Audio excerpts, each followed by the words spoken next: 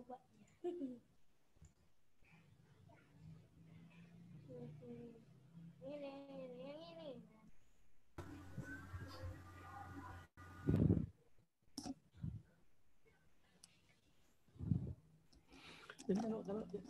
kalau ngecilin gimana?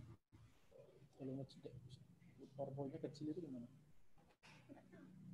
PowerPoint-nya kecilin gini. Kecil segini, kecil segini. Nggak tahu. Ini kan gede banget ini. Kalau misalnya kecil, nggak ini kalau gede-gede. Aku juga nggak tahu kan itu biasanya guruku yang tahu. Itu guru kan ini segini aja, nggak usah dikecilin, nggak usah digedein gitu. Kan segini aja gitu. Kalau kecil-kecil kan lebih enak. Ya lebih ini lah. Ntar gini loh ya. Ntar kalau dikecilin, ntar bacaannya itu nggak kebaca gitu loh. Ya nggak apa-apa. Nggak baca, akhirnya nggak bisa baca sendiri nanti. Nah, aku nggak tahu. Kalau ngecilin suara saya tahu. Di suara akhirnya stop screen dulu, stop dulu kayak gini. Terus itu baru kayak kecil. Biasanya ya, kalau teman-teman itu kan bilang buram nih, buram. Di stop share screen terus di share screen.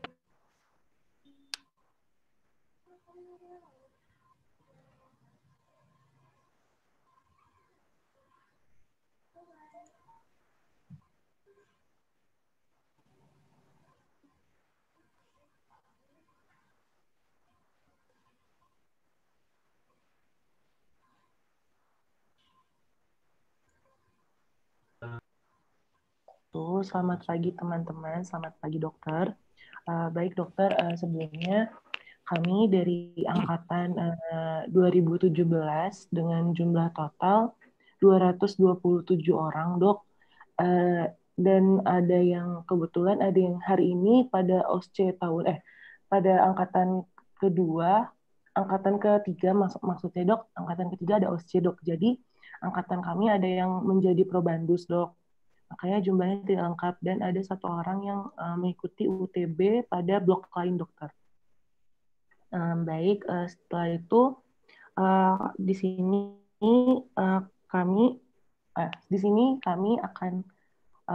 dokter akan memberikan materi mengenai basic life support and advanced life support yang di dalamnya ada airway management, terapi oksigen dan ventilator. Maaf dokter, sebelumnya slide dokter belum terlihat tuh. Ya, tadi memang saya ini. Oh iya. Saya stop dulu. Baik, selanjutnya teman-teman, mari kita dengarkan materi dari Dokter Bambang. Oke. Silakan dokter. Ya, saya coba share dulu ya.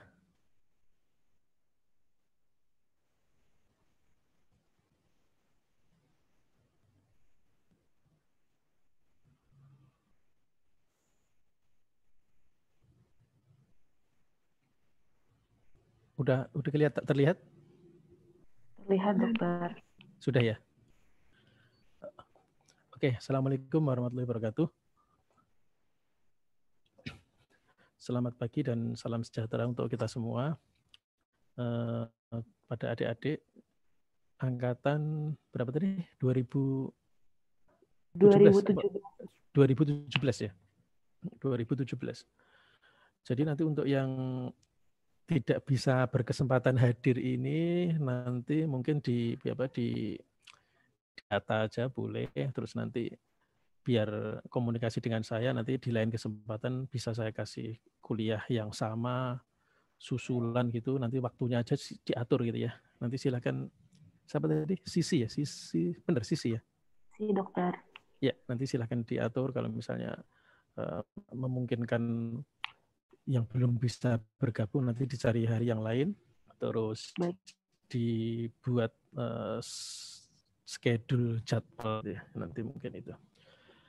Jadi pada pagi hari ini saya akan memberikan dua materi kuliah. Yang pertama adalah manajemen jalan napas, ventilasi terapi oksigen. Ini kaitannya dengan nanti ketika kita akan melakukan suatu basic life support atau BHD, bantuan hidup dasar, ataupun advanced life support, bantuan hidup lanjut. Tapi konsepnya adalah ketika kita melakukan itu, kita harus tahu dulu bahwa ventilasi dan oksigen ini merupakan suatu keharusan atau sesuatu yang memang harus betul-betul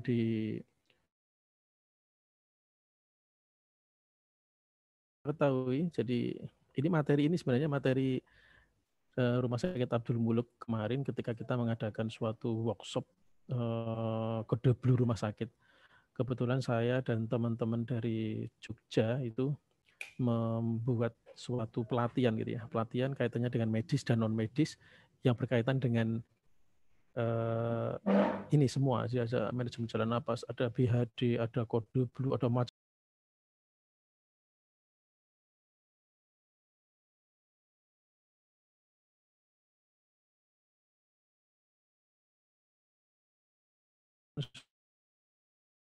itu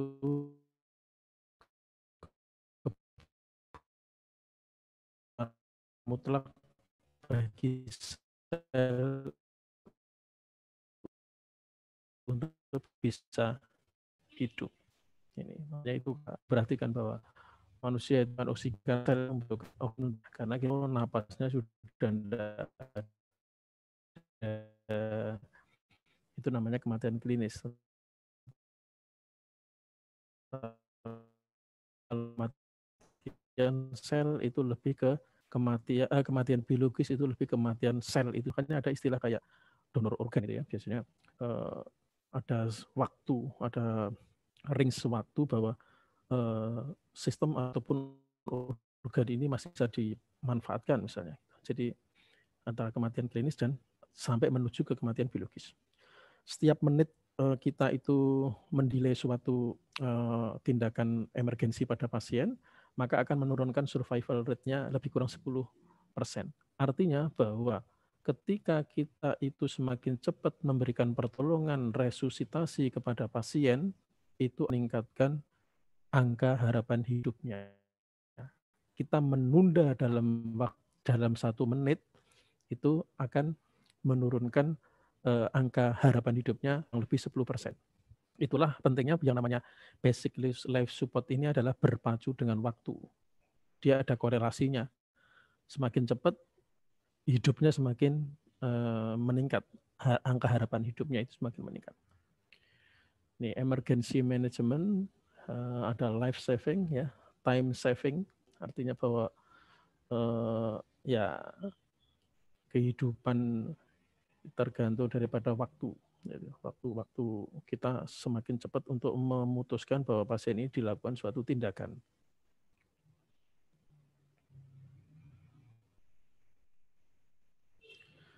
Kematian karena sel itu bisa disebabkan karena satu hipoksia. Jadi sesuai dengan awal tadi saya sampaikan bahwa sel itu hidupnya dengan oksigen. Maka ketika terjadi hipoksia, ini merupakan suatu penyebab utama dari kematian sel. Ya. Terus yang kedua adalah, nah ini ya, hipoksia. Kalau otak itu responnya kurang dari 3 menit, kalau ginjal sama liver itu bisa 15-20 menit, otot itu bisa 60-90 menit, tapi yang paling penting adalah rambut dan kuku itu bisa sampai beberapa hari. Artinya organ ini toleransi terhadap hipoksia ini bermacam-macam. Otak itu kurang 3 menit saja, sel-sel otaknya akan mengalami suatu injury, mengalami suatu kematian di situ. Karena dia iskemik, akhirnya sel otaknya itu akan mati. Ini hanya 3 menit saja toleransinya untuk otak. Gitu. Tapi kalau ginjal itu bisa sampai lebih dari 20 menit. Artinya suplai oksigen ke ginjal itu sampai 20 menit aja itu masih bisa ditoleransi oleh ginjal. Gitu. Makanya ada istilah gagal ginjal akut. Itu kalau misalnya dia bisa diresusitasi, ginjalnya bisa membaik gitu. Asal resusitasinya bisa cepat gitu ya. Tapi kalau misalnya otak itu pokoknya cukup singkat ya, kurang dari 3 menit saja bisa menyebabkan suatu lesi yang ada di otak. Apalagi kalau sampai rambut ya, rambut itu bisa bertahan sampai beberapa hari, dia kebutuhan oksigennya juga bisa kecil sehingga dia sih bisa viabel sampai beberapa hari. Nah, kenapa itu oksigen itu menjadi suatu kebutuhan penting? Ini coba nanti adik-adik bisa lihat adanya konsep yang namanya delivery ataupun transport oksigen. Ya, bahwa tadi kita sudah sepakat bahwa oksigen ini akan memenuhi kebutuhan sel. Nah, sementara oksigen ini bisa sampai ke sel itu melalui suatu delivery ataupun suatu transport daripada oksigen. Yang pertama adalah oksigen itu diperoleh dari atmosfer, udara pernapasan, dari udara sekitar. Nah, ketika oksigen itu masuk dari udara sekitar itu kita hirup melalui hidung atau melalui mulut, ya, kemudian barulah masuk ke paru-paru. Nah, sampai di paru-paru ini akan mengalami suatu proses, ya, proses di oksigen itu ada proses distribusinya, nanti ada proses difusnya, ada mengalami suatu proses ke sana, ya, sehingga si oksigen ini nanti setelah mengalami suatu pertukaran antara paru-paru dengan kapiler yang ada di dalam darah itu, kemudian si oksigen ini akan diangkut oleh hemoglobin, ya, diikat oleh hemoglobin menjadi suatu ikatan HbO2. Nah, kemudian setelah diikat itu, ya, dia akan diangkut, ya, diangkut melalui satu sistem gitu ya, sistem untuk mengangkut oksigen yang sudah diikat oleh hemoglobin ini, dan yang berperan di sana adalah satu, namanya adalah cardiac output. Jadi pompanya jantung ketika dia akan memompa itu, kemudian dia akan mengedarkan oksigen yang telah diikat oleh Hb itu sampai ke dalam organ. Nah, ketika organ kan disusun oleh sel-sel tadi, sehingga disitulah selnya bisa hidup. Ini melalui suatu mekanisme transport namanya oksigen delivery. Nah, oksigen delivery ini tergantung daripada dua komponen. Yang pertama adalah CaO2, artinya adalah kandungan oksigen di dalam arteri. Ya, kandungan oksigen di dalam arteri itu ya oksigen yang ada, kan kalau pembuluh darah itu kan ada dua yang besar ya. Yang pertama adalah arteri, yang kedua adalah vena. Vena itu banyak mengandung karbon dioksida, dia akan kembali ke jantung, sementara arteri itu yang keluar daripada jantung kiri yang kaya akan oksigen. Nah, inilah yang berperan dalam delivery oksigen itu, bahwa arteri itu yang telah mengandung oksigen itu. Nah, itu dikali dengan cardiac output. Di satu sisi oksigen itu sudah ada di dalam arteri yang diikat oleh Hb, ya. Yang kedua, cardiac output yang akan memompa oksigen itu sampai ke dalam organ atau yang nanti selanjutnya ke dalam sel. Nah, oksigen ini, ya, oksigen arteri konten ini yang mempengaruhi adalah saturasi oksigen. Ya, saturasi oksigen ini kalau misalnya kita periksa, misalnya adik-adik punya itu alat yang ditempel di jari itu ya, ditempel di jari itu kan kemudian muncul berapa angkanya itu namanya menggambarkan saturasi oksigen, terus suatu konstanta, terus suatu Hb. Nah, ini kandungan oksigen yang ada di dalam arteri. Yang kedua adalah cardiac output, kemampuan daripada jantung untuk memompa darah yang keluar daripada ventrikel kiri. Ya, ini dipengaruhi oleh stroke volume, ya, terus heart rate, berapa kali detak jantungnya. Sementara stroke volume dipengaruhi oleh preload, afterload, dan kontraktilitas daripada otot-otot jantung. Ya, ini oksigen delivery. Nah, pada pasien kritis ini harusnya ini ada keseimbangan, balance harusnya. Ya, akan tetapi karena kebutuhan metaboliknya itu lebih meningkat, itu biasanya jomplang nanti dia akan bergeser ke sini. Nah, kebutuhan yang meningkat ini macam-macam. Ya, misalnya pada pasien dengan demam, pasien dengan gangguan metabolik yang lain, itu bisa menyebabkan kebutuhan akan oksigen itu meningkat.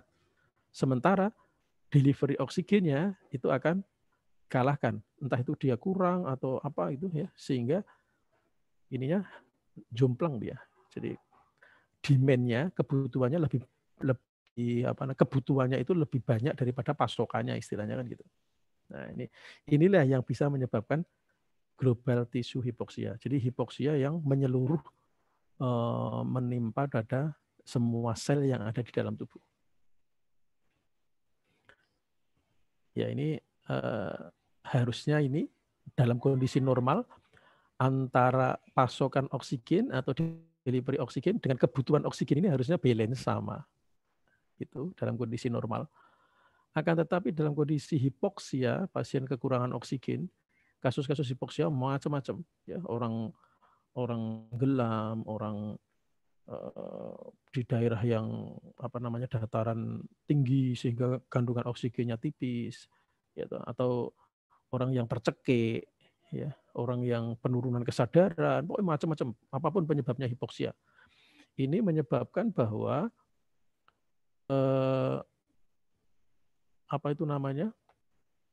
kebutuhan demand-nya itu meningkat. Jadi dia akan meningkat demand oksigen, sementara delivery-nya dia akan mengalami penurunan sehingga terjadi ketidakseimbangan. Ini ya hipoksia ya, sehingga ini seimbang, bisa jadi yang delivery-nya yang berkurang sehingga dia akan mengalami imbalance tadi ya. Nah, ketika diresusitasi ya kalau misalnya dalam kondisi yang seperti ini ya artinya ininya yang dinaikkan, delivery oksigennya dinaikkan sehingga menyebabkan ini ya. Jadi metode untuk mengurangi FiO2 itu bisa dilakukan dengan intubasi ya, dengan mechanical ventilasi atau memberikan sedasi, atau kalau misalnya pasien demam ya dikasih obat penurun panas. Kemudian kalau misalnya pasien mengalami sakitan nyeri ya harus dikasih obat untuk mengurangi nyerinya. Sehingga harapannya adalah kebutuhan oksigen itu akan menurun. Karena semuanya inilah yang menyebabkan kebutuhan oksigen itu naik. Pasien dengan cemas, gaduh, gelisah, pasien dengan nyeri, pasien dengan demam, ini kan menyebabkan kebutuhannya oksigen naik. Sehingga harus diturunkan supaya kondisinya itu balance. Gitu. Ya, ini. Nah, bagaimana caranya? Caranya adalah dengan memanajemen pasien kritis. Tujuannya adalah memaksimalkan hantaran oksigen atau delivery oksigen dan meminimalkan konsumsi oksigen sehingga mencegah adanya jejas di dalam seluler. Jadi kita sebenarnya mempunyai tujuan itu utamanya adalah oksigen delivery-nya dinaikkan, ya, konsumsinya diturunkan sehingga kerusakan sel karena kekurangan oksigen ini bisa diminimalisir. Gitu, ya.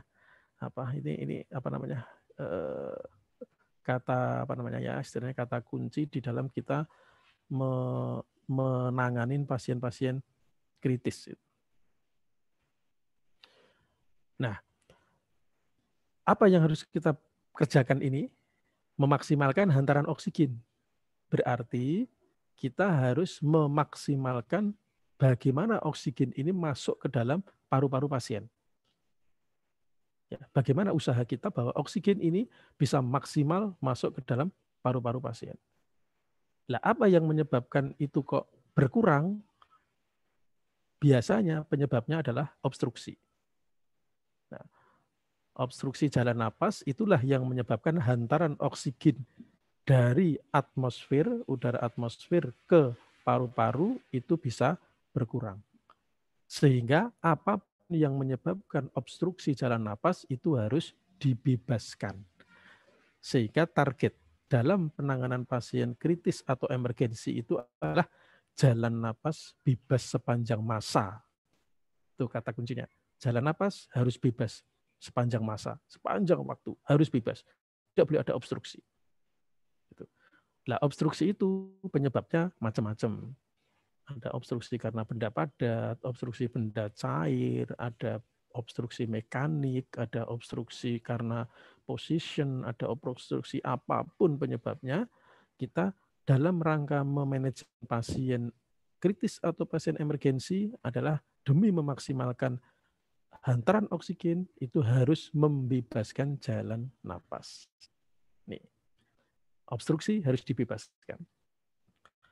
Nah, pada pasien-pasien yang tidak sadar, ya, apapun penyebabnya, entah itu penyebabnya metabolik ataupun non-metabolik, ini biasanya disertai dengan suatu kondisi tonus hipoglossusnya itu yang mengalami relaksasi atau mengalami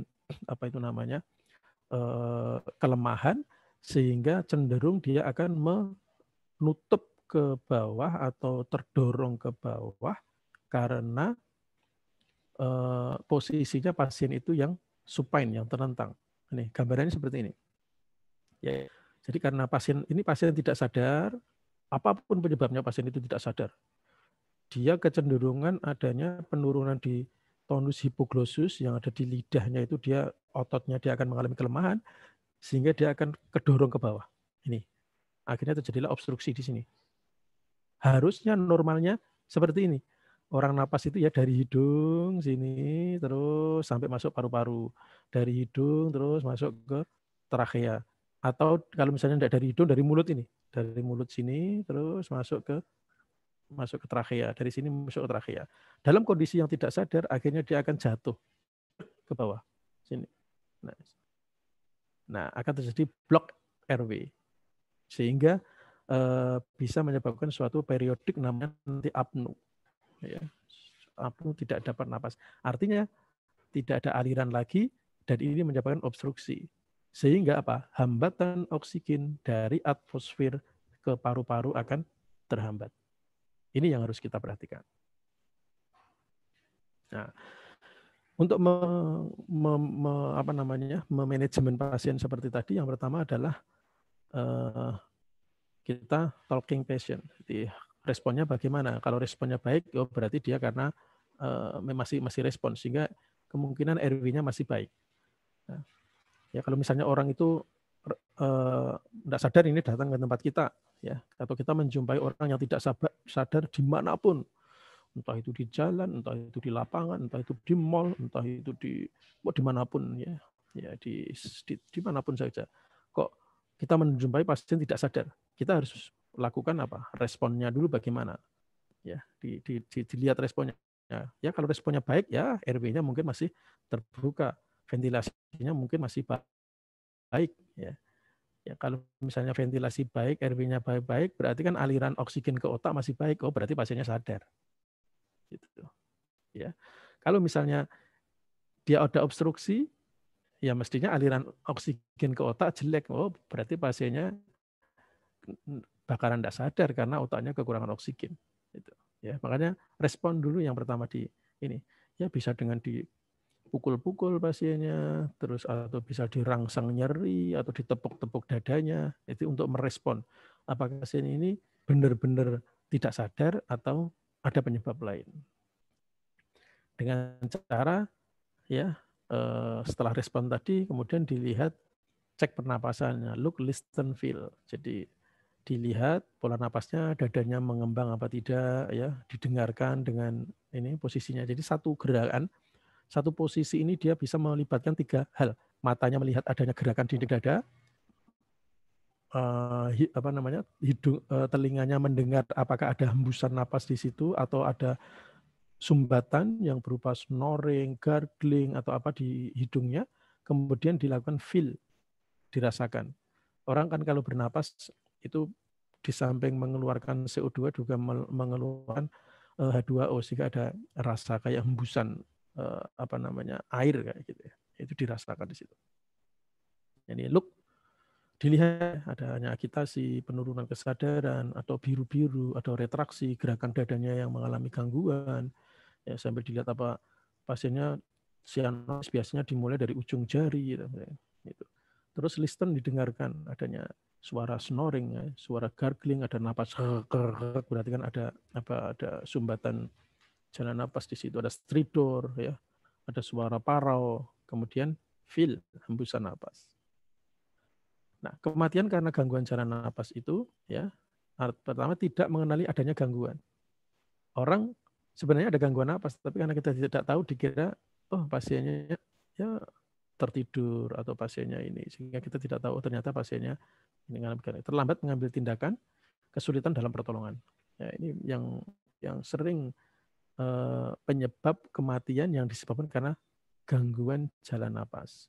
Jadi ada orang pasien jatuh misalnya di mana saja gitu kita temuin, kita tidak tahu ini mau ngapain kita, gitu. Karena kita tidak tahu oh ada gangguan apa, oh ternyata sebenarnya ada gangguan obstruksi di situ. Gitu. Atau yang kedua terlambat kita, dia udah beberapa menit.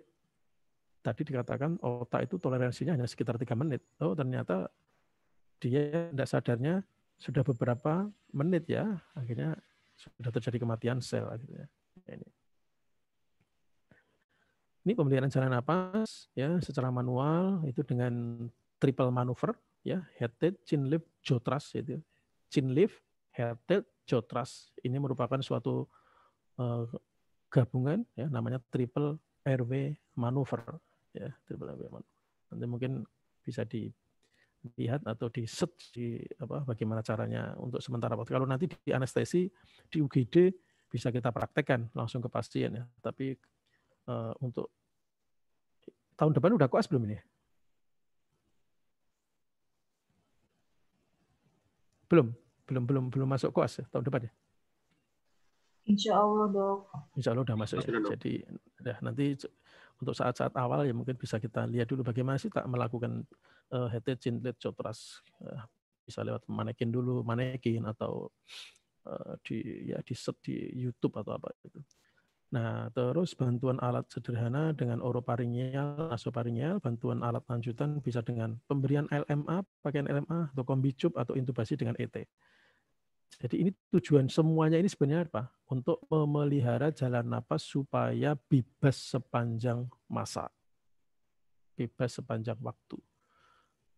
Itu tujuan teknik ini semuanya. Gitu. Ya. Sehingga kenapa? Ketika dia bebas, kita memberikan pasokan oksigen itu bisa maksimal. Gitu. Ini ya, kalau head tilt, ini caranya tangan penolong diletakkan di dahi pasien dengan cara hati-hati tengadahkan kepala pasien. Nih, ya, jadi ini ya, head tilt itu yang ini untuk tujuan menengadahkan kepala. Jadi ini agak ditekan di sini sehingga pasien itu ekstensi agak ke atas gitu ya, ke atas. Chin lift adalah angkat dagu pasien dan angkat secara hati-hati untuk meregangkan struktur di leher bagian depan. Ini. Jadi tangan kirinya dia akan mendorong dagu ke atas sehingga struktur di sini itu akan ekstensi. Ya, obstruksi di sini bisa obstruksi biasanya obstruksi kan di sini nih di pangkal lidah di sini di bawah sini. Sehingga dengan chin lift ini head tilt ini akan mengurangi obstruksi yang ada di sini. Nah, kalau jaw thrust ini ya jempol tangannya di sini posisinya ya sini kalau dari sini sambil 4 jarinya di angulus mandibula. Angulus mandibula sambil nanti agak dilakukan gerakan ke atas. Nah ini membuka jalan napas pasien yang tidak sadar dengan kecurigaan trauma pada kepala, leher atau spinal. Itu dengan manuver jaw thrust. Ya, jadi tadi ini yang dua ini dengan teknik yang sederhana ya.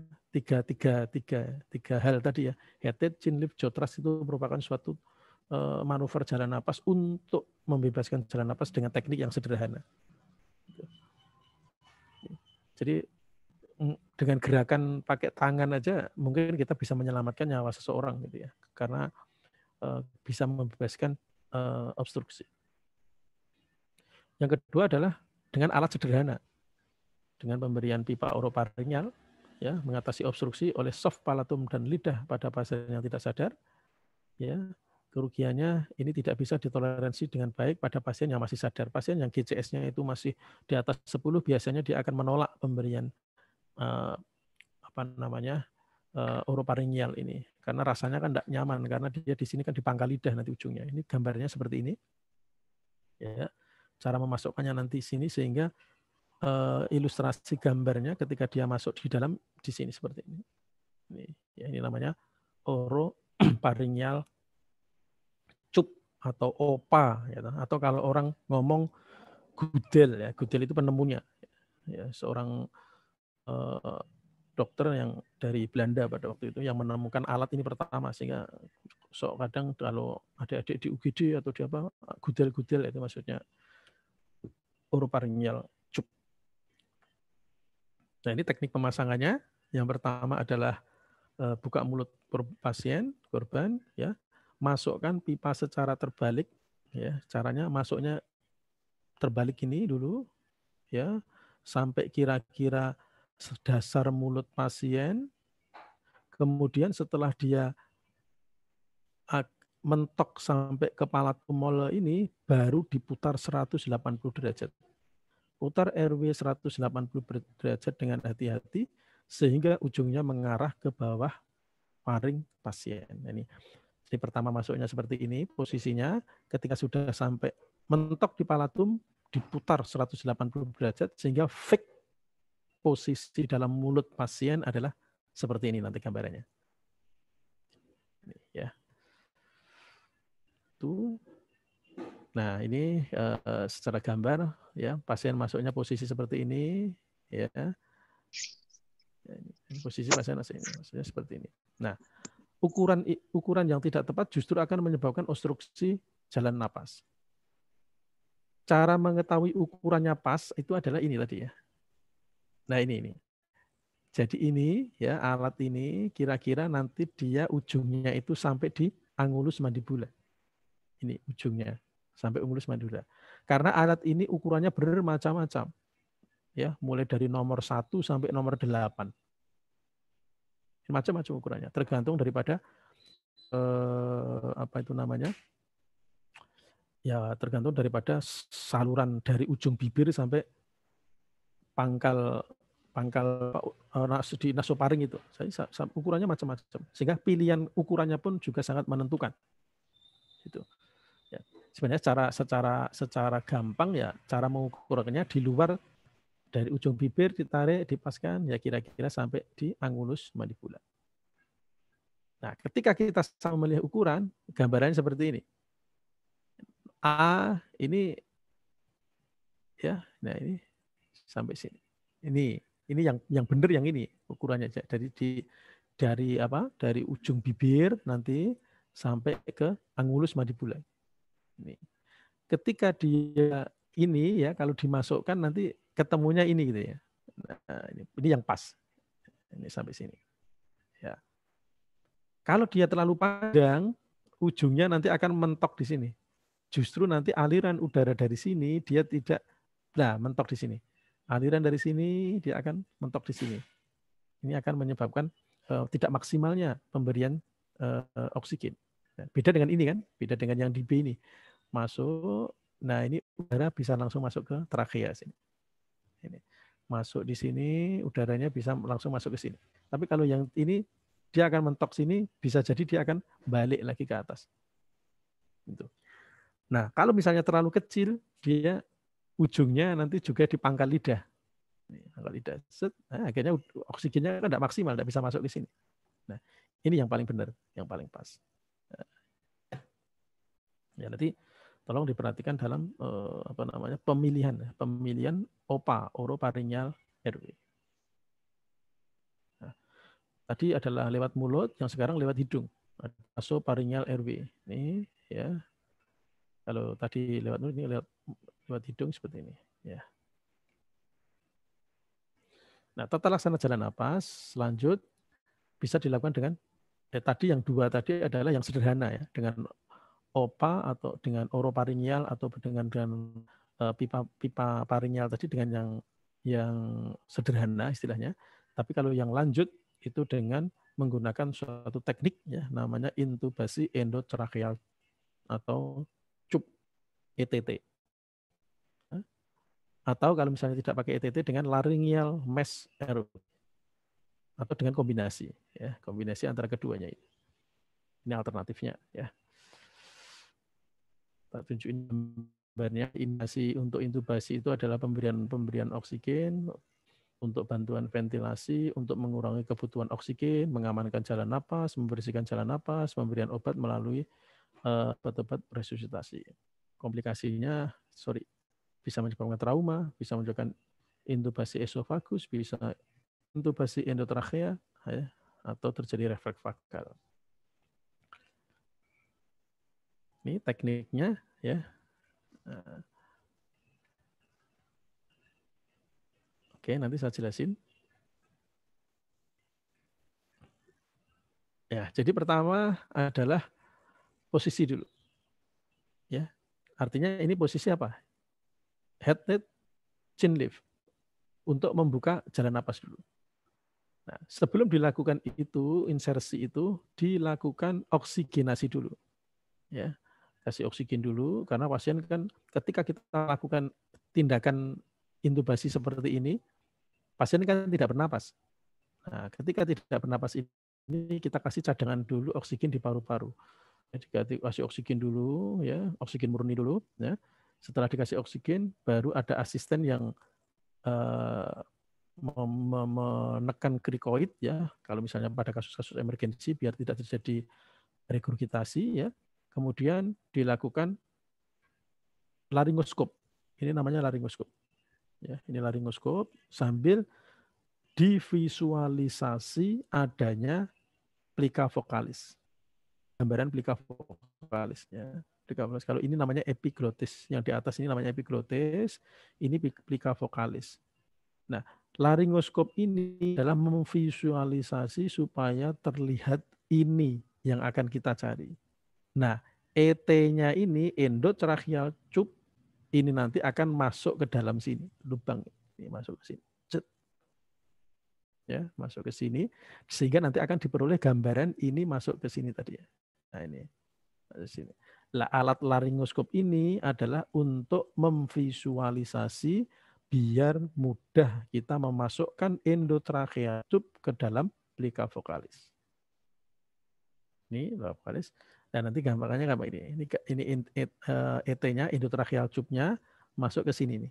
Nah, ya, sini. Ya.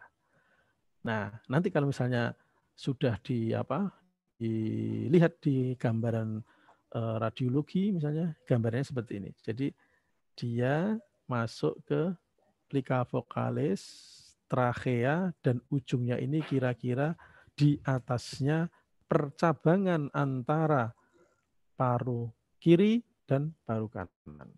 Jadi ini di sini nanti ujungnya ET kalau dilakukan pemeriksaan secara radiologis. Ini adalah teknik intubasi.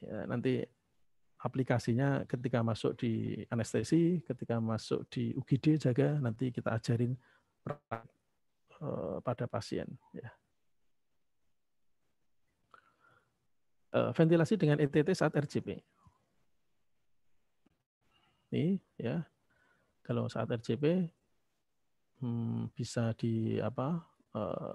kasih gambar intubasi, atau kalau misalnya tidak intubasi ya dengan face mask ya. Ini tidak perlu sinkronasi dengan kompresi. Kalau misalnya resusitasi jantung pulmoner yang tanpa ET, ini kan hitungannya berapa? 15-2 itu ya. 15 kompresi, 2-nya pemberian oksigen. Akan tetapi kalau pasien ini sudah terpasang ET, maka tidak perlu sinkronisasi dengan kompresi. Ya udah, kita kasih fisiologis napas. Orang napas dalam 1 menit kan sekitar 12-14 kali. Sehingga kita memberikan oksigennya ini lewat ET ini ya dihitung aja 12-14 menit. Mungkin 5 detik sekali, 5 detik sekali. Gitu. Nah, kompresinya ya terus kompresi. Ya. Beda dengan kalau misalnya tidak ya ini.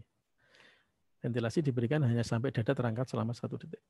Nah, kira-kira 8-10 menit saat dilakukan RCP.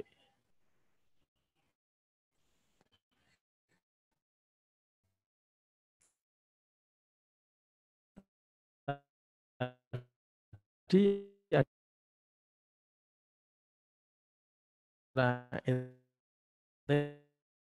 yang kedua adalah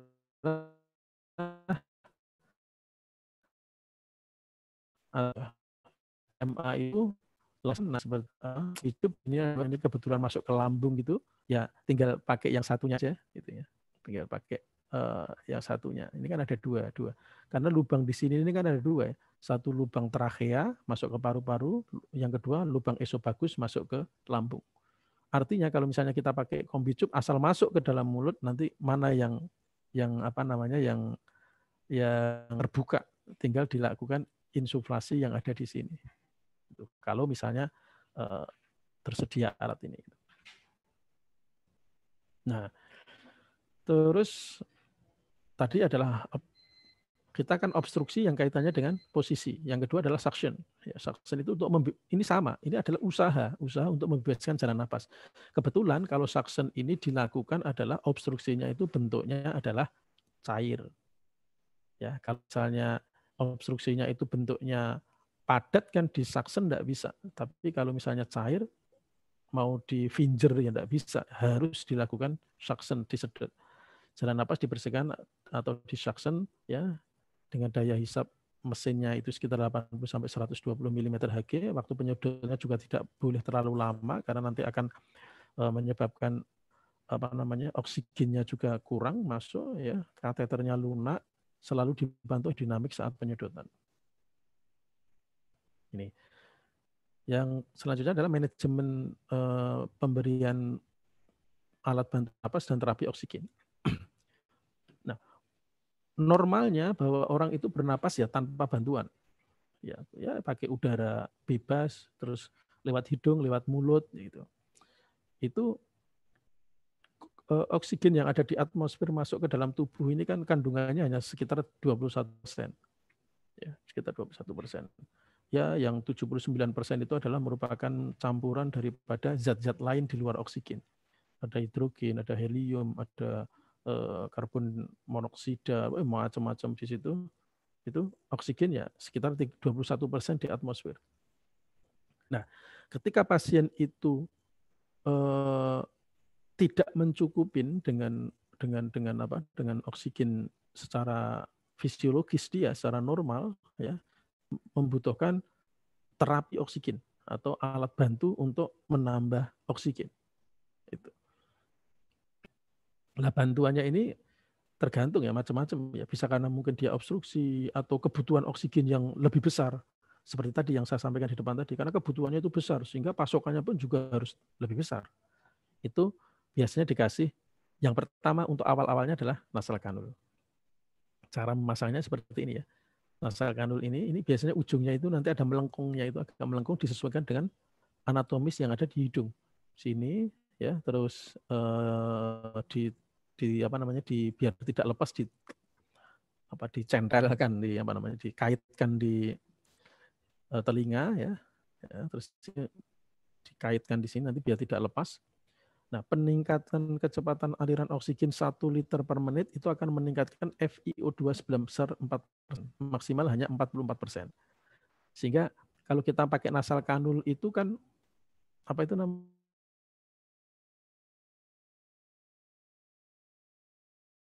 Nah, kayak gitu. Dan pemberian nasal kanul oksigen itu tidak boleh lebih daripada 2 liter.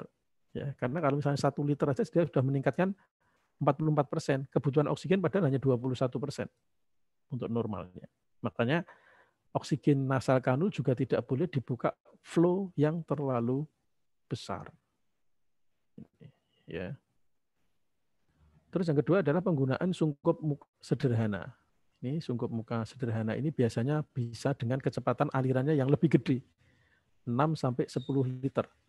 Dengan dapat memberikan konsentrasi oksigen sebesar 30 sampai 60%. Ini ya. Ini bentuknya seperti ini, cara masangnya seperti ini. Ya. Ini ada dua bentuknya, ada yang non-rebreathing mesh dan rebreathing mesh. Biasanya yang non-rebreathing mesh ini ada valve-nya di sini. Ini ada valve ya. Kalau yang ini yang bentuknya yang tidak ada valve-nya, makanya ini adalah yang rebreathing mesh. Nah, ini yang non rebreathing mask ya. Ini biasanya kalau non ada valve-nya di sini ya. Non rebreathing mask ini dengan katup inspirasi dan katup ekspirasi dengan kantung reservoir. Ini ya. Hal ini menghantarkan konsentrasi inspirasi oksigen di atas 80% dengan aliran 10-15 liter. Ini yang rebreathing mask itu yang ini ya. Kalau yang ini yang non rebreathing mask. Bedanya di valve-nya ini. Ini ada valve-nya di sini. Ya. Karena ada katup inspirasi ya, dan ini ada katup ekspirasi. Nah, ini ya partial rebreathing mask dengan lubang inspirasi di sini ya. Ini kan terbuka ya kalau ini ya. Ini terbuka kan beda dengan ini ya. Ini ada katupnya. Ini suku Venturi ya. Nah, ini flow meter kita memberikan aliran oksigen tadi. Kalau pakai nasal kanul 1 liter itu bisa meningkatkan delivery oksigennya sekian persen. 2 liter bisa meningkatkan sekian persen. 3 liter bisa meningkatkan sekian persen. Dengan simple mask yang ada atau lubang-lubangnya tadi bisa meningkatkan sekian persen. Kalau non rebreathing mask itu dengan sekian liter bisa meningkatkan delivery oksigen sekian persen. Nah, ini prinsip dasar daripada terapi oksigen. Kapan kita harus memberikan nasal kanul, kapan kita harus memberikan rebreathing mask atau simple mask, kapan kita memberikan non rebreathing mask. Itu ya tergantung daripada berapa sih delivery oksigen yang akan kita berikan pada pasien ini.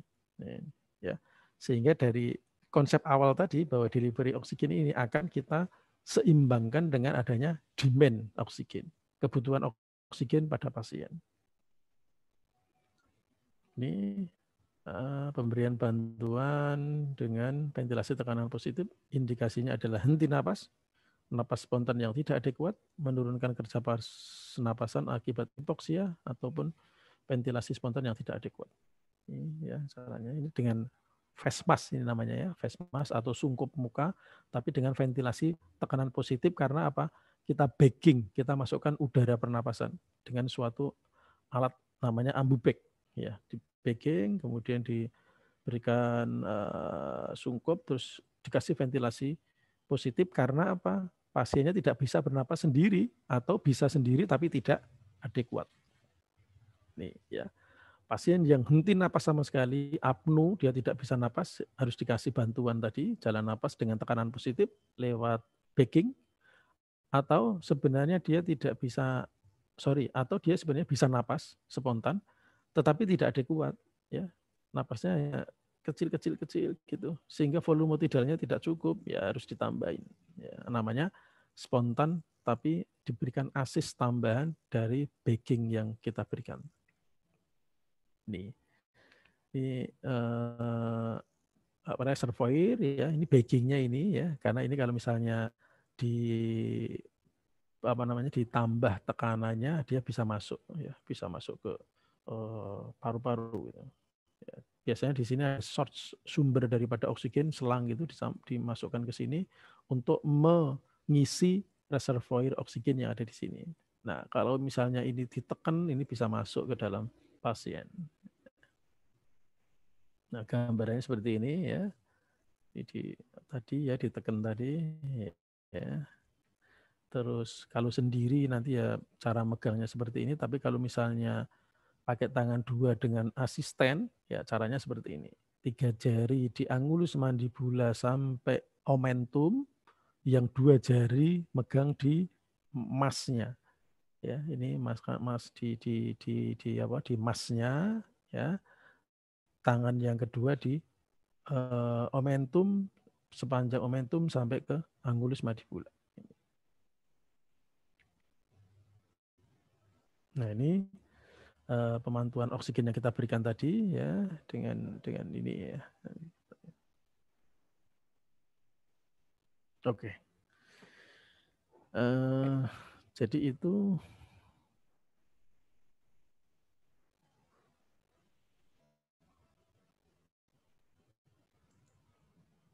ya, untuk sementara waktu ini sebagai apa ya, sebagai awal pertama adalah jalan napasnya harus bebas dulu. Ya. sambil dibebaskan itu, nanti kita lihat cara mengukurnya adalah yang paling gampang adalah dengan saturasi oksigen atau lewat pulse oximetry. Ya, pernah melihat alatnya, pulse oximetry? Yang di jempol itu ya, Dok? Ya, yang di jempol itu. Ya, jadi itu cara mudah untuk mengetahui kandungan oksigen yang ada di perifer. Walaupun secara apa itu namanya, yang pas lah istilahnya, secara yang pas itu adalah lewat analisa gas darah. Karena dengan analisa gas darah itu kan kita tahu bahwa oksigennya di dalam arteri berapa. Makanya kalau analisa gas darah itu kan yang diambil sampelnya arteri bukan vena. Ya. Jadi berapa sih oksigen kita yang di dalam arteri kita itu? Nah, itu kalau pengen tahu pasti. Kalau misalnya dia kurang dari 80 aja, itu berarti namanya hipoksia. Dia berarti kekurangan oksigen. Tapi kan kita tidak bisa mengambil pemeriksaan analisa gas darah itu setiap waktu, kan tidak bisa. Itu memerlukan suatu proses kan. Sehingga paling gampang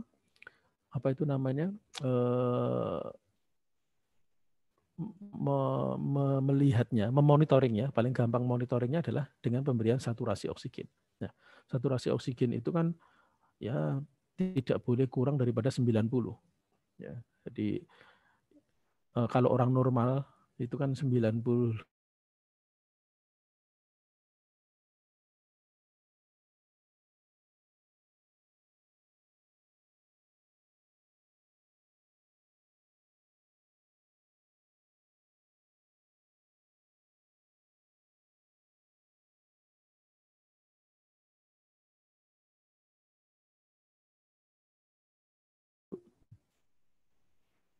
Setelah RW-nya clear, bebas sepanjang masa tadi, kasih oksigen asal kanul dulu. 1 liter, 2 liter. Oh, kok saturasinya masih cenderung tidak naik-naik, kurang dari 90. Kasih yang simple mesh. Simple mesh kok masih belum adekuat. Kasih NRM. NRM, sudah dikasih NRM. Wah, kok saturasinya masih tidak adekuat, masih kurang dari 90. Baru dikasih tekanan positif. Tekanan positif tadi. Tekanan positif kok kita susah juga karena pasiennya obstruksinya atau kita untuk mempertahankan patensi jalan napasnya kok susah. Kasih yang definitif, yaitu intubasi endotracheal. Ya, kalau sudah intubasi endotracheal itu sudah 100% masuk oksigen itu dan sudah definitif itu. Karena memang endotrachea masuk ke dalam trachea. Baik dokter, terima kasih. Baik teman-teman, selanjutnya apakah ada yang ingin bertanya lagi mengenai materi yang RW Management ini? Yahya sih. Iya, silakan Yahya. Ya, jadi sebelumnya perkenalkan dokter, saya Abdillah. Saya izin bertanya dokter, dalam melakukan kita pembebasan jalan napas tersebut kan kalau nggak salah kita harus aware ya terhadap cedera serviks ya dok ya. Itu kira-kira bagaimana dok ya untuk kita membedakan pasien yang cedera serviks atau tidak dok? Terima kasih.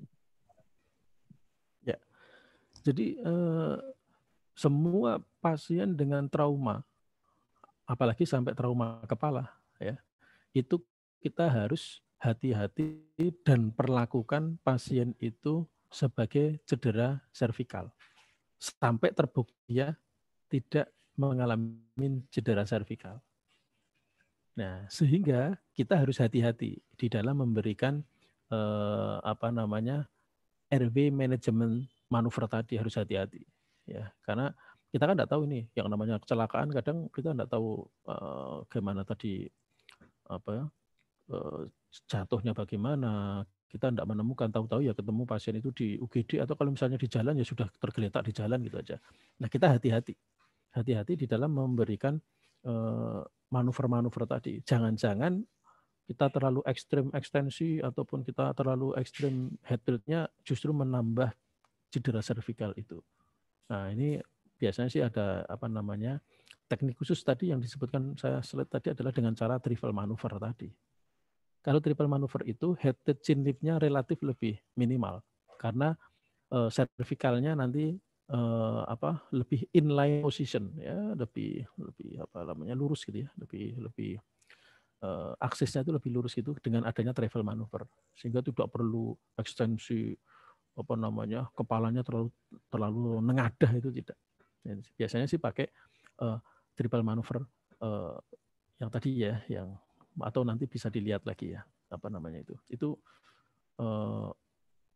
apa namanya khusus untuk kecurigaan adanya cervical, fraktur cervical. Gitu. Ya. Tapi intinya bagaimana usahanya bahwa ya tadi jalan napas bebas sepanjang waktu, harus dibebaskan jalan napas. Gitu. Karena kalau misalnya tidak bebas, kita ketakutan juga untuk tidak melakukan suatu pembebasan jalan napas, ya jangan-jangan dalam waktu 3 menit saja ya otaknya iskemik nanti, ya otaknya mengalami lesi. Nah, itu jadi apa ya, manfaat yang akan kita peroleh untuk oksigenasi itu jauh lebih bermanfaat, jauh lebih bisa menolong pasien ya, menolong pasien tadi. Ya, oke. Terima kasih dokter. Baik, makasih ya. Apakah ada teman-teman lagi yang ingin bertanya? Mau bertanya boleh nggak Sisi? Iya, silakan Rizky.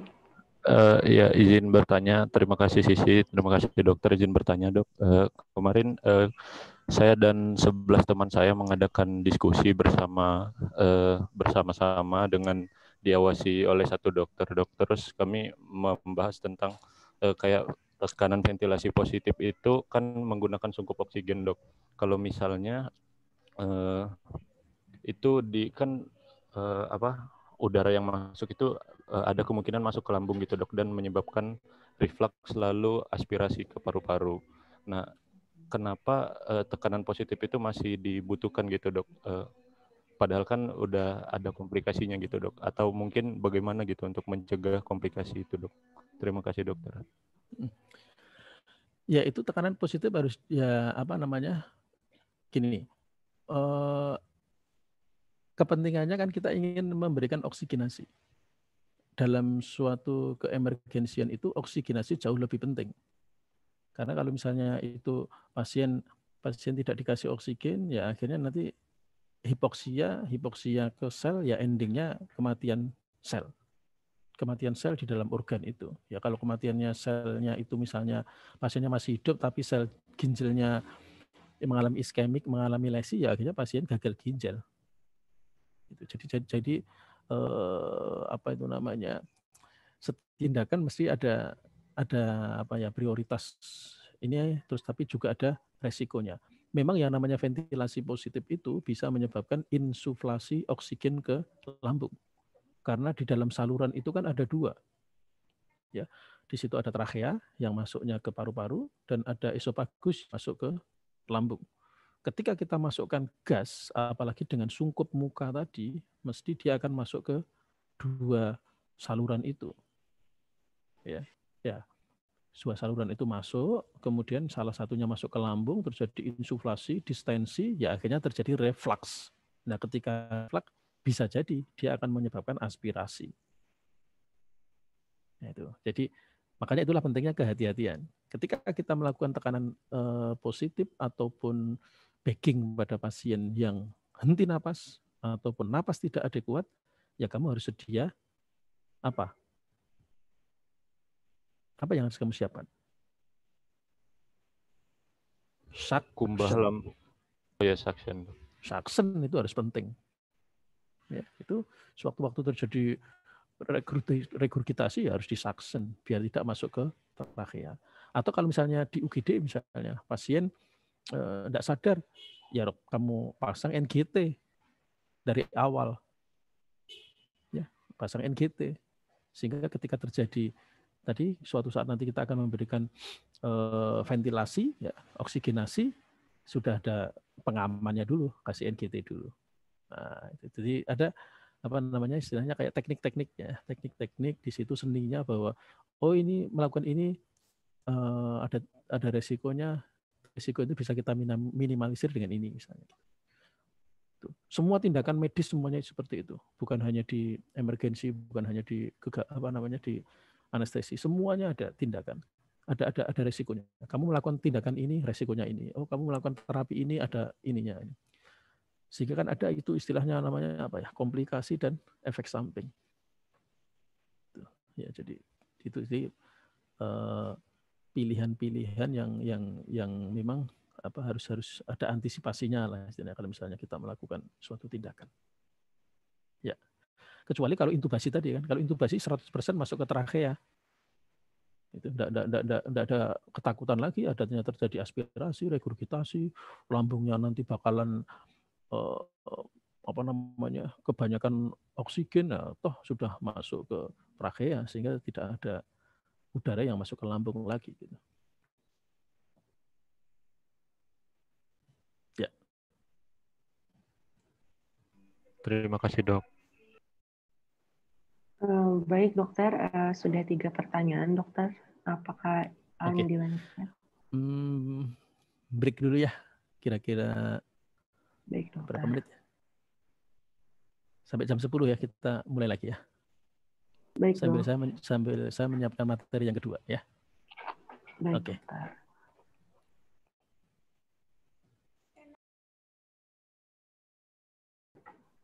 Udah. Tadi ya, jadi tadi yang pertama adalah konsep tentang oksigen, terus terapi oksigen, begitu pentingnya oksigen, itu. Terus yang kedua adalah bantuan hidup dasar, terus bantuan hidup lanjut. Sebenarnya materi ini adalah ada ya kelanjutannya atau keterkaitan dari materi RV management ataupun oksigen yang tadi gitu ya. Tuh. Oh ya tadi saya lupa ini saya kurikulum vitae saya tadi belum sempat ini. Ini nama saya, terus saya tinggal di sini di Wayalim. Kebetulan tahun kemarin saya lulus konsultan neuroanestesi di Bandung, ya. Terus bang saya aslinya dari Jogja sehingga saya S1, S2 spesialis saya di Jogja. Terus sementara ini saya kepala UGD di Rumah Sakit Abdul Muluk dan kepala SMF anestesi di Abdul Muluk juga. Terus termasuk Komkordik di khususnya di anestesi di pendidik di inilah. Ini sedikit perkenalan saya untuk ini. Terus tadi nanti seandainya misalnya ada pertanyaan yang belum sempat terjawab di sini, kalau misalnya mau chat mungkin hilang nanti ya. Jadi mungkin bisa lewat WA. Boleh, silakan bebas mau diskusi atau mau sharing atau mau apa silakan bebas. Itu nomornya tadi kayaknya yang kemarin 2 kali menghubungin saya WA siapa ya, Siva atau siapa tadi ya? Silakan itu. Oh ya, silakan nanti nomor saya ada. Nanti kalau misalnya ada teman-teman yang mau diskusi, sharing apa saja silakan. Kalau misalnya belum terjawab pada kesempatan hari ini atau kalau lewat email juga boleh, silakan. Saya lanjutkan. Jadi henti jantung atau istilahnya cardiac arrest itu adalah jantung itu kehilangan fungsi secara mendadak, ditandai dengan hilangnya pulsasi arteri perifer mayor yang biasanya dilihat itu yang bisa terdeteksi itu di arteri karotis, arteri radialis maupun arteri femoral. Penyebab terseringnya adalah ventricle fibrilasi, satu gambaran lain daripada asistol, ventricle tachycardia ataupun PEA, pulseless electrical activity. Tugas utama jantung itu adalah memompa darah yang berisi oksigen disalurkan ke. Nah ini tiba-tiba itu berhenti. Si jantung itu berhenti. Nah, dengan berhentinya ini berarti oksigen itu tidak sampai ke dalam sel. Yang berakibat selnya itu tidak mendapatkan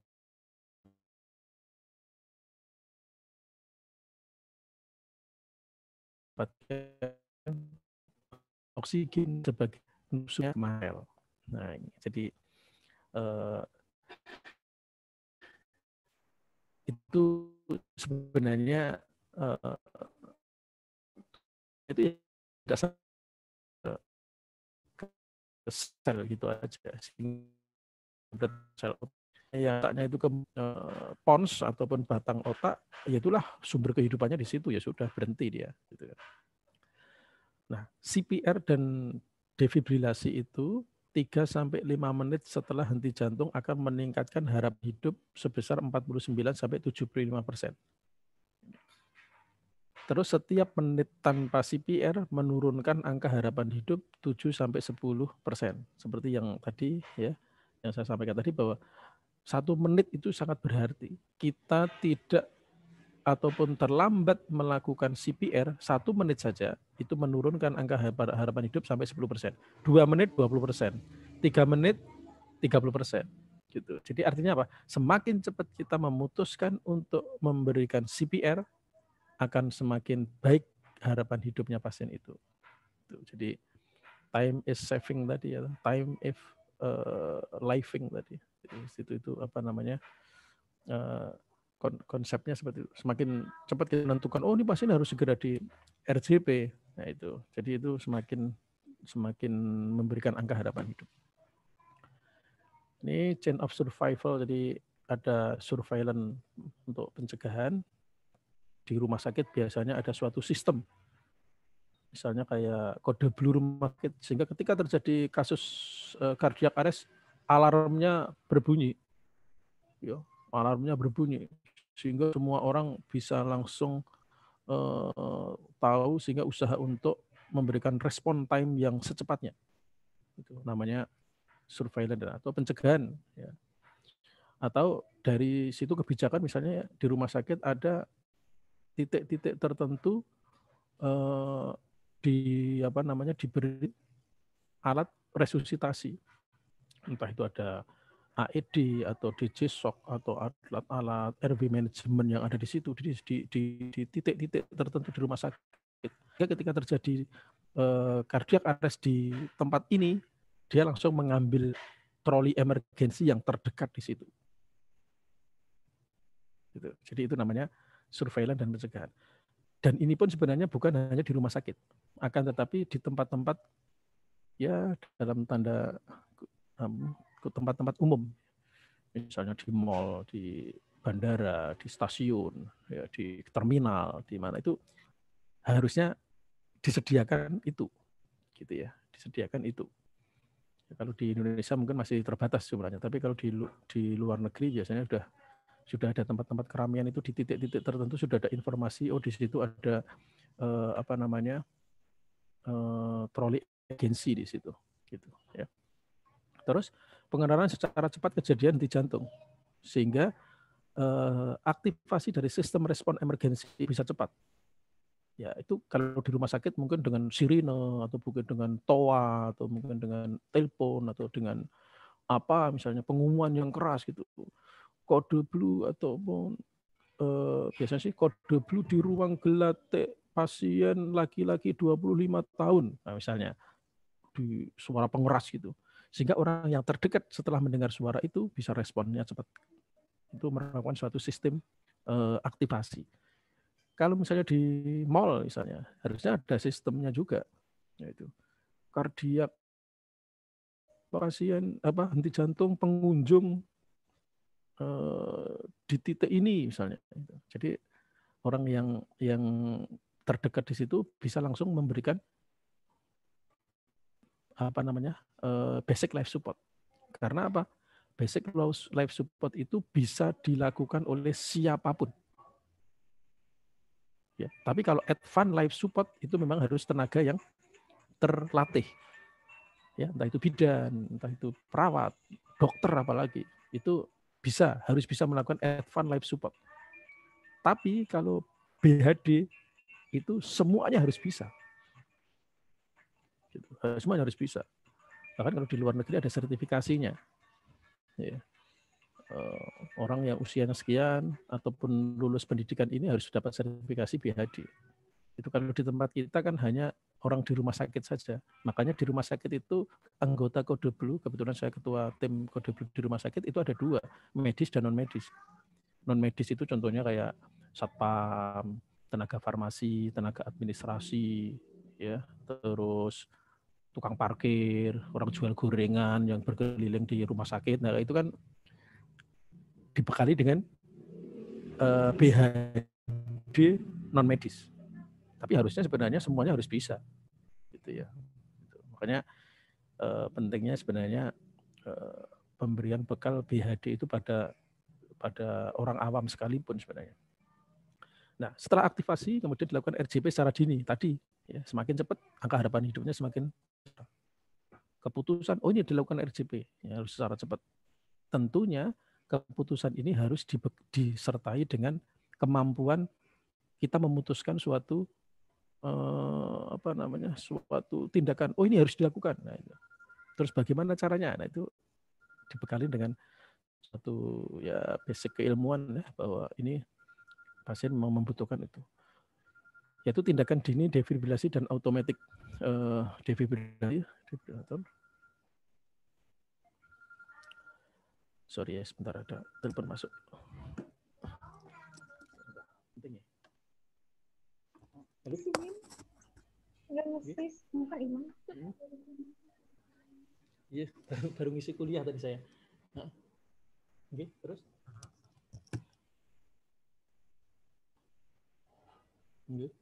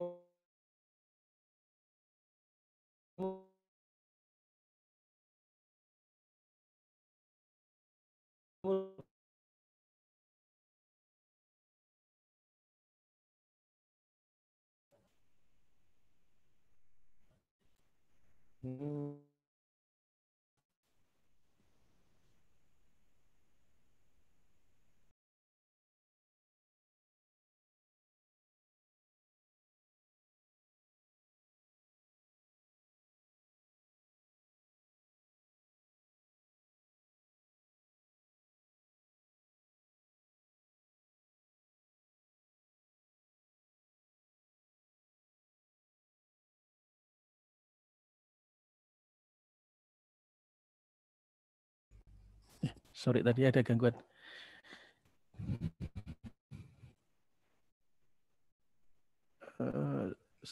Sudah muncul ini, slide-nya muncul ya? Sudah dong. Sudah, dokter. Sudah ya. Kita lanjutkan lagi ya. Maaf tadi ada telepon masuk. Jadi tadi ya dari secara cepat ya resusitasi, terus yang kedua adanya tindakan dini defibrilasi dengan automatic external defibrilasi atau AED, itu adalah defibrilasi yang bisa dilakukan secara otomatis gitu ya, secara otomatis. Jadi tanpa orang biasa pun, orang awam pun bisa, karena hanya dipasang alatnya, nanti mesin sendiri yang akan melakukan defibrilasi. Terus yang kedua, yang selanjutnya adalah setelah BHD baru tindakan hidup lanjut. Tindakan hidup lanjut kok kebetulan jantungnya itu kembali muncul, berarti perawatan postkardiak arrest biasanya dilakukan di ICU. Tuh. Jadi ada 3 hal. Yang pertama adalah BHD. Ya, BHD ini tentunya rangkaiannya adalah tadi ya, ada upaya pencegahan, kalau ketemuan kasusnya harus cepat dilakukan BHD. Setelah BHD dilakukan advance ya, advance life support. Kok advance life support itu respon, artinya pasien itu jantungnya itu kembali denyut, berarti dilakukan perlakuan postkardiak arrest. Biasanya dilakukan intensif di ICU. Jadi itu rangkaiannya. Ini bantuan hidup dasar ya, itu merupakan bantuan sirkulasi sistemik, ventilasi, oksigenasi tubuh secara efektif sampai kembalinya sirkulasi sistemik secara spontan, atau datang bantuan ahli dengan peralatan yang lebih lengkap. Jadi kata kuncinya bantuan hidup dasar itu adalah kita melakukan intervensi sirkulasi dan ventilasi atau oksigenasi, ya. Jadi memunculkan sirkulasinya muncul kembali, terus sambil diberi oksigenasi dan ventilasi sampai sirkulasi sistemik itu muncul. Jantung yang semula berhenti dengan tindakan kita pemijat jantung luar atau resusitasi jantung pulmoner itu kalau di buku-buku sebelumnya itu dinamakan pijat jantung luar, ya, karena memang yang dikompresi itu dadanya. Artinya ada ada istilah pijat jantung luar, berarti ada pijat jantung dalam. Ya, artinya kalau pijat jantung dalam ya jantungnya dipegang dipijit-pijit gitu, jantungnya langsung gitu ya. Itu namanya pijat jantung dalam. Tapi kalau pijat jantung luar itu kan harapannya dia dikompresi dinding dadanya sehingga dengan kompresi itu akan menekan jantung. Sehingga jantung itu akan tersentuh dari kompresi kita, akhirnya dia akan berdenyut kembali. Itu namanya keberhasilan daripada bantuan hidup dasar atau resusitasi jantung pulmoner. Tujuannya apa? Sampai kembali ke sirkulasi spontan. Ditandai dengan apa? Ditandai dengan munculnya gambaran EKG yang sudah ada muncul, berarti ada respon di situ. Ini namanya bantuan hidup dasar. Dan ini atau kalau misalnya tidak ada EKG di situ, apa? Munculnya rabaan kita di arteri karotis ataupun arteri femoralis, yaitu, atau arteri brachialis tadi. Yang semula di raba itu tidak muncul, tapi ketika dilakukan kompresi muncul, itu berarti kembalinya sistemik spontan. Nah, ini targetnya bantuan hidup dasar seperti itu. Lah kapan bantuan hidup dasar dilakukan? Secepatnya tadi. Dilakukan oleh siapa? Siapa saja. Siapa saja harus bisa melakukan bantuan hidup dasar. Nah, bantuan hidup dasar segera dan efektif meningkatkan keberhasilan resusitasi serta mengurangi gangguan neurologis. Kita ketahui bahwa respon otak itu hanya 3 menit untuk mengantisipasi kekurangan oksigen yang ada di sana.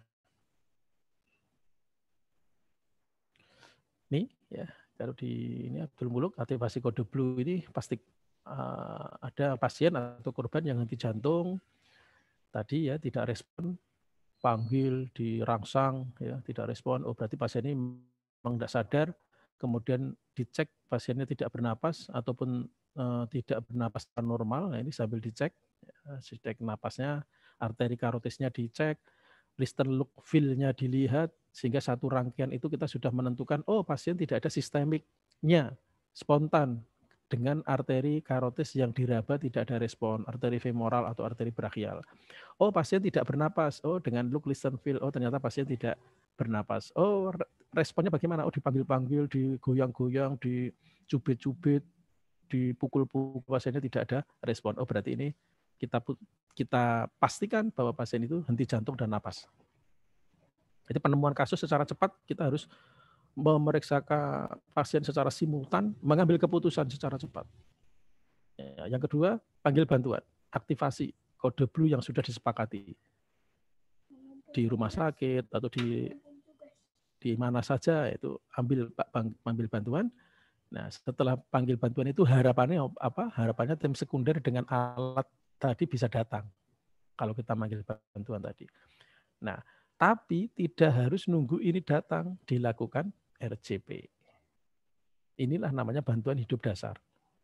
Kalau ini sudah datang, tim sekunder, namanya bantuan hidup lanjut. Gitu ya. Jadi panggil bantuan itu tujuannya adalah mengharapkan ada orang yang siap untuk membawa alat peralatan, tapi sambil menunggu kita lakukan RCP langsung secepatnya. Semakin cepat kita RCP, angka harapan hidupnya semakin besar. Caranya bagaimana RCP-nya itu? Yaitu siklus RCP itu adalah 30 kompresi dada diikuti dengan 2 kali pernapasan bantuan. Ini kalau misalnya 2 orang, nanti 1 untuk mengkompresi dada, yang kedua adalah memberikan napas bantuan. Tekan kuat, tekan cepat. Ya, targetnya adalah 5-6 cm penekanan ini. Jadi ininya itu nekannya ya kira-kira 5-6 cm sehingga kompresi kita itu menyentuh ke jantung. Karena kan tujuannya adalah memijat jantung, biar jantungnya muncul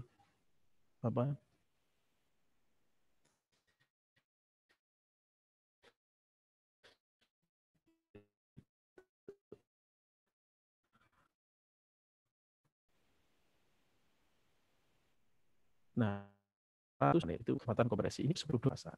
Sambil menunggu tim advance yang membawa alat itu datang. Ketika dia datang, baru mungkin dilakukan intubasi atau dilakukan bagging tekanan positif tadi, atau dilakukan apa, pemasangan ET dan lain sebagainya. Ini kalau misalnya itu sudah datang, pasang defibrilator dan lain sebagainya.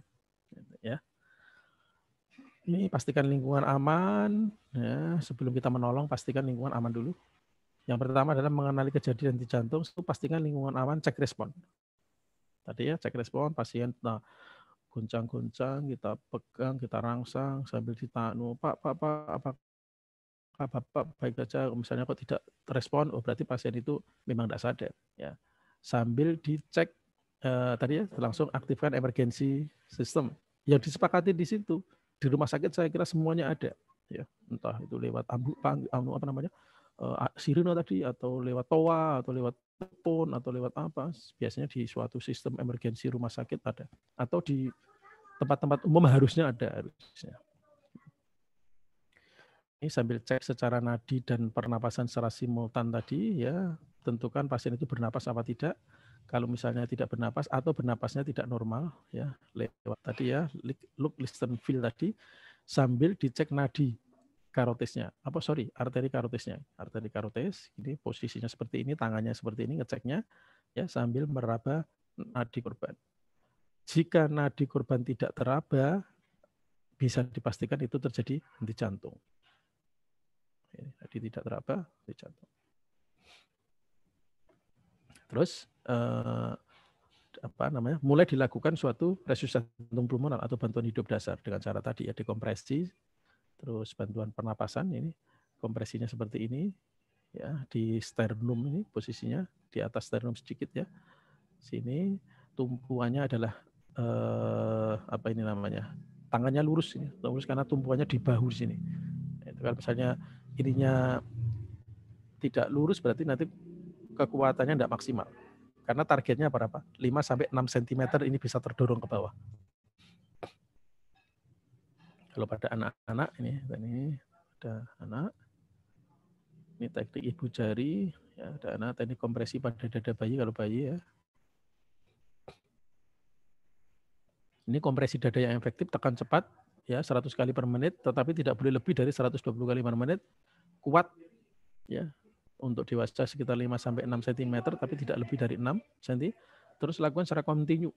Ya, kompresi dada dan napas 30/2.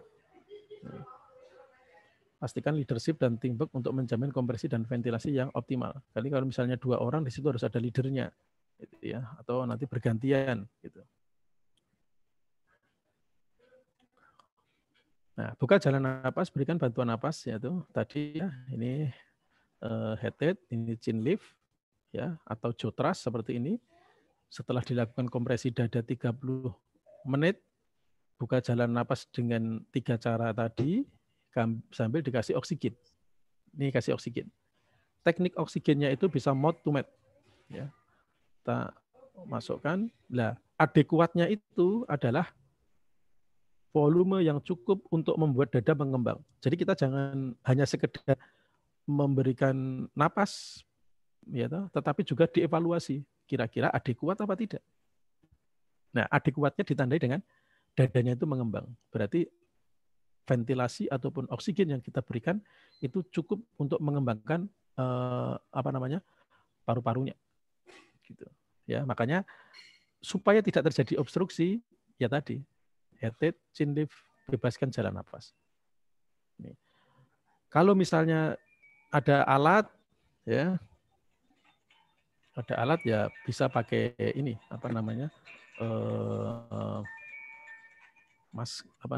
face mask kayak gini. Sorry. Halo? Ya. Apa? Pasiennya masih sudah di UGD? Pasiennya di IGD dong. Oke. Mas Dodo dihubungin dulu ya. Mas Dodo udah dihubungin? Udah. Ya. Iya dok, makasih dok.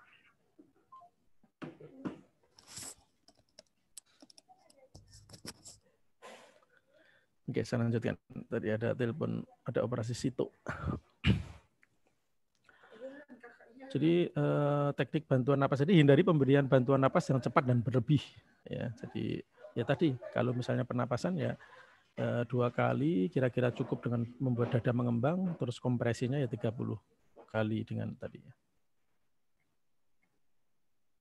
Ini kalau petugasnya terlatih dia menggunakan alat ya, baik dengan 1 orang maupun 2 orang. Kalau 2 orang nanti tadi posisi seperti ini, satunya adalah backing ya untuk memberikan tekanan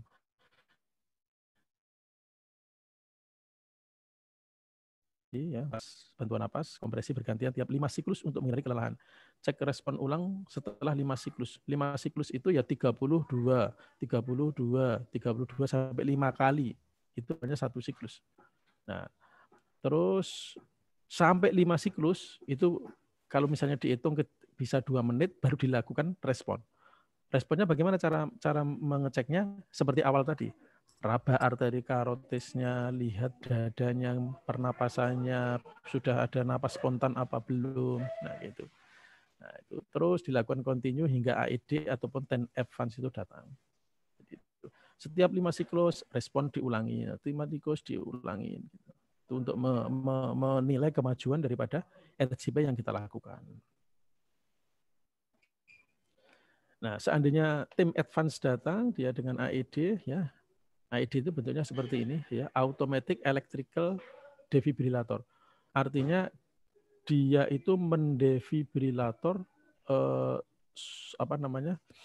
secara otomatis. Kapan pasien itu di defib apa tidak, nanti mesin ini akan membaca sendiri. Ya, ini alatnya kayak gini, contohnya pasang elektrode dulu, ya. Setelah elektrode terpasang, nanti di mesin ini langsung melakukan analisa, ya. AED, terus elektrode dipasang, AED akan melakukan analisa irama jantung. Ya, sudah dianalisa. Nah, kemudian dari analisa itu, ini tadi ya ilustrasi alatnya kayak gini, ya, elektrodenya seperti ini. Nanti kalau misalnya dia gambaran analisanya itu adalah ventricle fibrilasi atau ventricle tachycardia, baru alat ini memberikan informasi ke kita, itu dilakukan defibrilasi. Tetapi kalau misalnya alat itu kok secara analisa itu kebetulan kok tidak ada ventricle fibrilasi atau ventricle tachycardia, misalnya pasien itu asistol atau pasien itu apa itu namanya PEA, itu biasanya nanti akan memberikan sinyal bahwa ini tidak bisa dilakukan fibrilasi.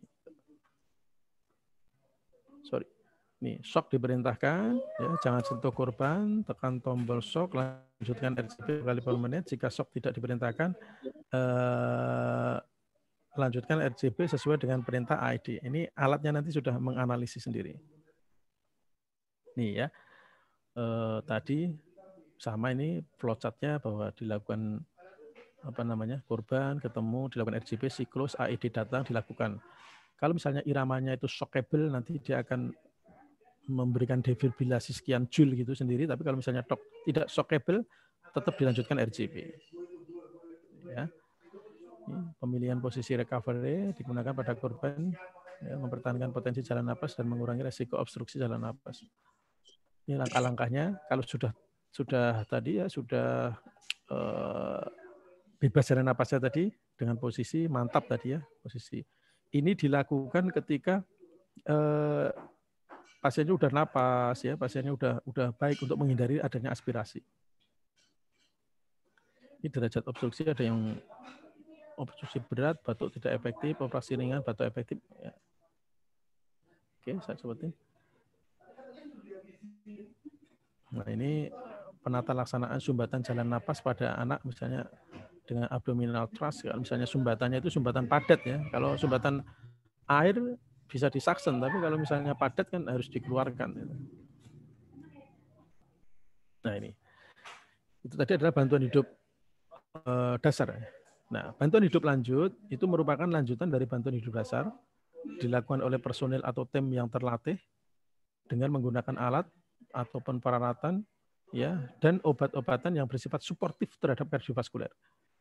Jadi bukan hanya sekedar, prinsipnya tetap dilanjutkan ya, RJP-nya tetap dilanjutkan, hanya saja bantuan hidup lanjut ini dilakukan oleh orang yang memang betul-betul terlatih, medis yang terlatih. Terus ada peralatan yang memang dipakai untuk mensupport pada pasien tersebut. Ini biasanya ya, TMS FunEd itu ada alatnya, bisa ada monitor, ya, ada defibrilator, ada troli emergensi, terus ada peralatan intubasi, ya, ada advanced airway drug defibrilator. Ini tadi ya, flowchartnya, satu pasien di jantung, panggil bantuan, mulai RJP. RJP, kasih oksigen, terus di defibrilator. Ketika pasien itu iramanya shockable, diberikan shock, ya, shockable, kemudian dilakukan RJP lagi. Ya. Kalau misalnya dia iramanya shockable, terus sampai dia muncul, gitu ya. Sampai tujuan utamanya kan ingin memunculkan sistemik tadi. Ya, kalau misalnya dia tidak, lakukan lagi, tidak, lakukan lagi. Gitu. Tapi kalau misalnya irama jantungnya itu asistol atau PEA, ya hanya dilakukan RJP saja. Terus dilakukan RJP sambil dilakukan pemberian obat epinefrin atau adrenalin. Nah, kalau misalnya dia shockable baru di shock. Tapi kalau misalnya tidak, langsung dilakukan RJP terus. Jadi artinya apa? Resusitasi jantung pulmoner itu wajib. Terus dilakukan terus. Gitu. Tetapi kalau misalnya defibrilator itu tergantung daripada irama jantung yang muncul. Ketika irama jantung itu ventricle fibrilasi, ventricle takikardi, baru dilakukan defibrilator. Tetapi kalau non-shockable atau gambaran di luar ventricle fibrilasi maupun ventricle takikardi, tidak perlu dilakukan defibrilator. Tetapi tetap harus dilakukan RJP. Ya. Ini ya irama jantung yang shockable tadi, ada ventricle fibrilasi, kalau di EKG gambarnya seperti ini, atau ventricle takikardi gambarnya seperti ini. Ini yang istilahnya wajib hukumnya dilakukan defibrilator pada gambaran seperti ini. Nah, ini. Tapi kalau gambaran yang non-shockable,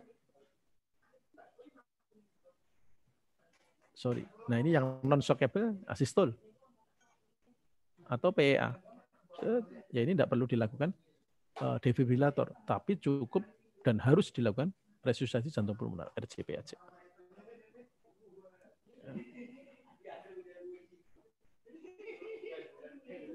Itu ya.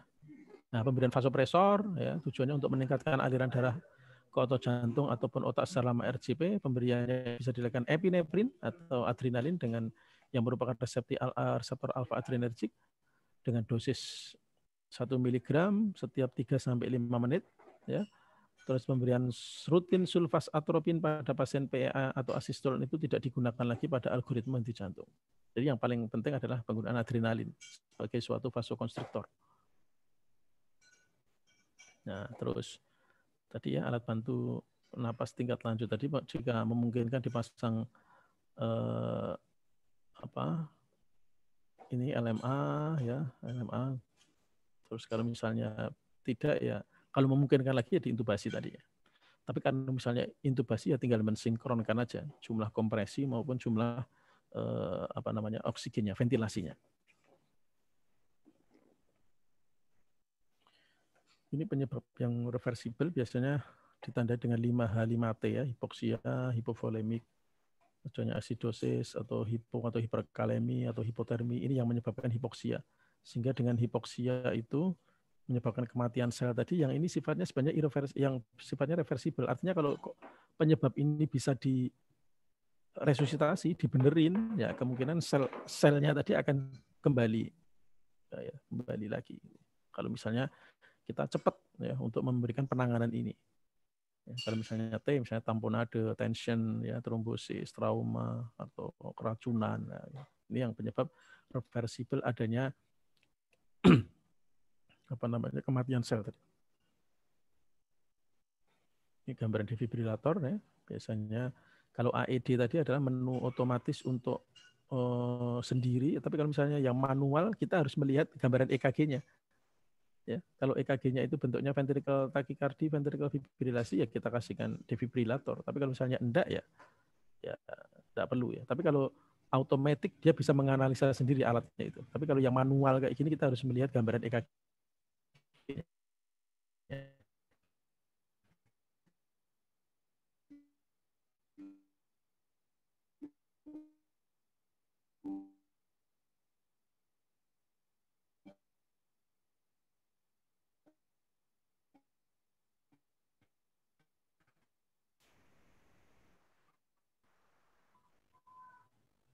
Kita namanya perawatan pasca henti jantung, ROSC.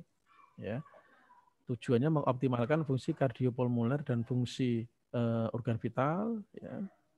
Rujukan pasien pasca henti jantung di rumah sakit ke unit perawatan kritis, mengusahakan mengidentifikasi dan menangani penyebab yang memicu henti jantung, mencegah terjadinya henti jantung berikutnya.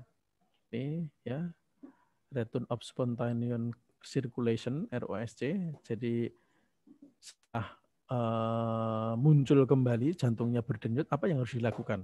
Ya, optimalkan ventilasi saturasi, kemudian targetnya seperti ini, ya, sampai terjadi perawatan di ICU. Nah, selama di ICU ya dilakukan monitoring seperti ini. Ya, tetap dijaga ventilasinya, pemberian obat-obatan, ya, dopamin, epinefrin itu ada ini sudah apa ya? Sudah tahap lanjut lah, sudah kompleksitas yang ada di perawatan intensif gitu. Ya, oke.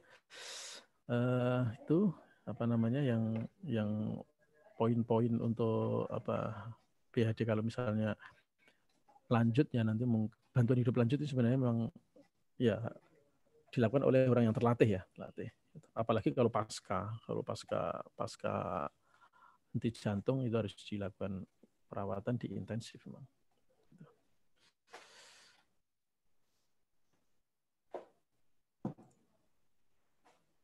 Ya, saya berikan ke moderator tadi. Mungkin ada yang bisa kita diskusikan sebelum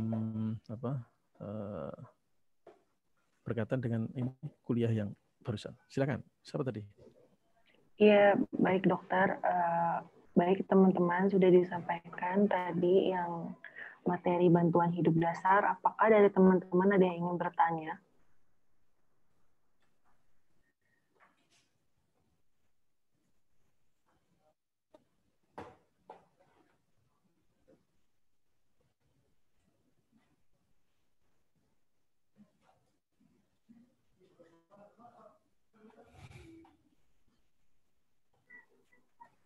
Maaf teman-teman, apakah ada yang ingin bertanya?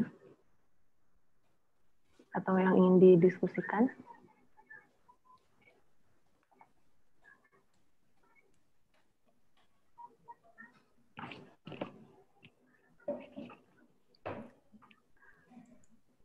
Apakah sudah